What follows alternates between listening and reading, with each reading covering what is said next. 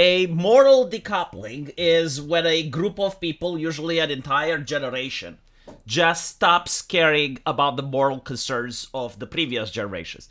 They decouple from morality to the point where the previous generation is absolutely incapable of shaming them into submission. And I have witnessed this before in my life, and I'm also witnessing now. And this is Donald Trump explaining why the moral decoupling has happened. So let's listen to him, and then we can draw our conclusions. And once again, I look at the Democrats in front of me, and I realize there is absolutely nothing I can say to make them happy or to make them stand or smile or applaud. Nothing I can do. I could find a cure to the most devastating disease, a disease that would wipe out entire nations, or announce the answers to the greatest economy in history, or the stoppage of crime to the lowest levels ever recorded. And these people sitting right here will not clap, will not stand, and certainly will not cheer for these astronomical achievements. They won't do it, no matter what. Five times I've been up here. It's very sad, and it just shouldn't be this way. So, just so you notice what happened, some of the Democrats started booing, and they were just flooded with chants from USA, USA, basically making it so that their boos cannot be heard by the cameras. And it's interesting to see why this happens, because if you remember the first Trump presidency, it wasn't like this. The Democrats were actually able to constantly shame the Republicans into submission. Trump really cared about the optics. He definitely tried in order to make himself look more presentable, something that absolutely doesn't happen in his second administration. In his second administration, he just disconsiders the moral takes that the Democrats have. And so the question is, like, has this happened before? And the answer is absolutely yes. You see, when I was born, people remember the moral majority. The moral majority were hardcore evangelists, most of them within the United States, and they constantly nagged. This is what they did. They complained about everything that was fun, to the point where the word fun police was being coined. If you like listening to metal, that is the music of the devil.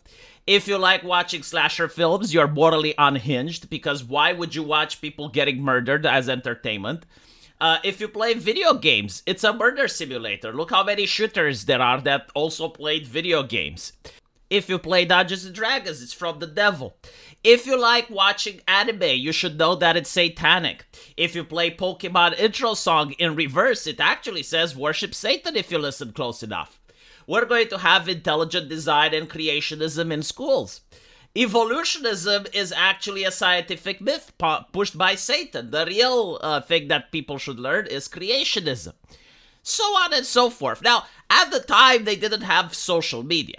So they weren't as powerful, even though they still managed to organize into groups like A Million Moms that would send concerned citizen letters to various companies that would say the word damn in a commercial. Even though they would use the TV in order to have televangelism, which was the hyper-extreme consumerism aspect of religion, using fear porn and panic porn in order to keep people glued to the television. They still managed to have a lot of sway in society, because almost every person I know either had someone like that in their life or knew someone else that had someone like that in their life. And again, they were the fun police, right? Like, imagine having an uncle or a father or a grandma or a mom that's with this mindset that, like, constantly nags. They constantly go after you. They're never happy with what you're doing. All of your hobbies are under scrutiny and attack. You don't get a single time out.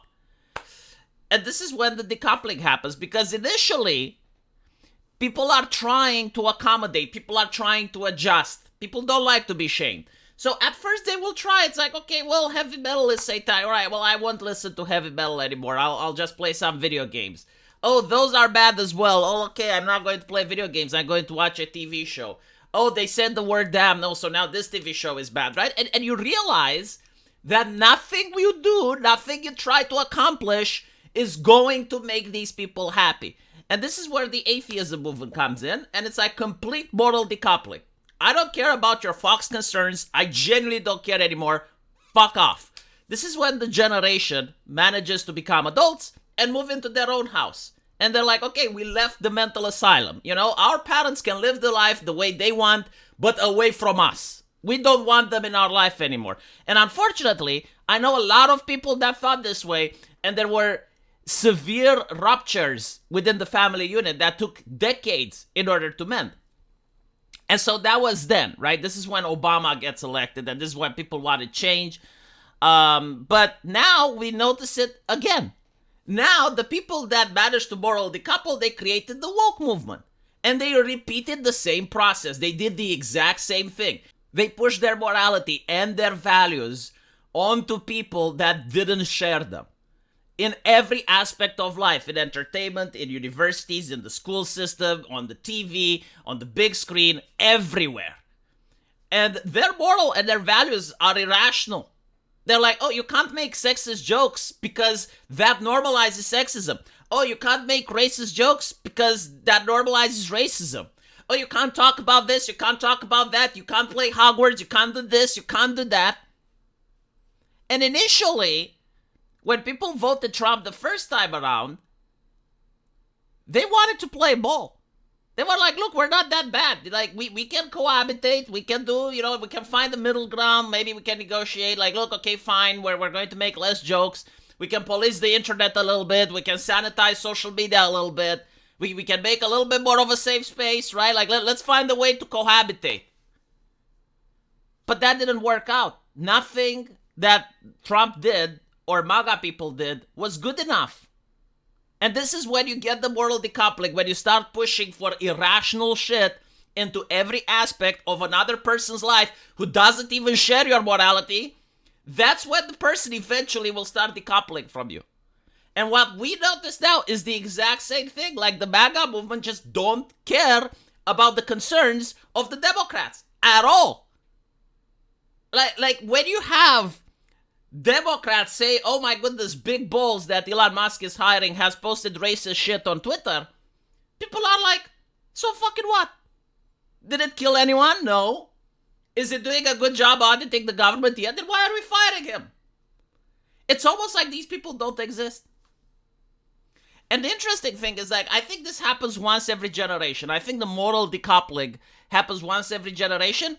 And it's more like a cycle. Like, I'm pretty sure that in the future, like 8 or 5 years from now, because social media does make things go quicker, we're going to witness another decoupling. Like, people from the MAGA will probably get obnoxious about certain things. They will start their own moral panic, because moral panics are American traditions, that they're not something you can get rid of.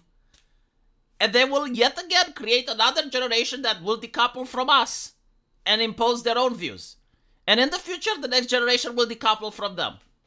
I think this is just normal American politics. I think this is the way things are. What's interesting about moral panics in America is that they do the exact opposite of what they originally intend to do. To the point where you have the satanic panic, and the answer to that is atheism. You have the transgender moral panic, where it's all about, okay, well, we need to respect people's pronouns and we're going to get people fired unless they admit that every man can become a woman.